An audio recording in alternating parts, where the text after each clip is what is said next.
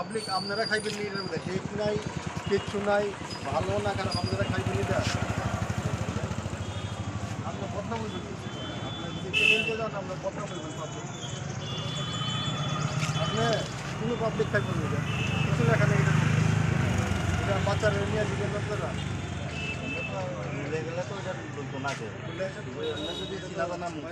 মুখ চিনে আলাদা ব্যাপার আইনিভাবে আপনারা লইবেন নি কেউ কিনবেন নি ম্যাডাম আপনি খাইবেন নি এটা কেউ খাইবেন নাকি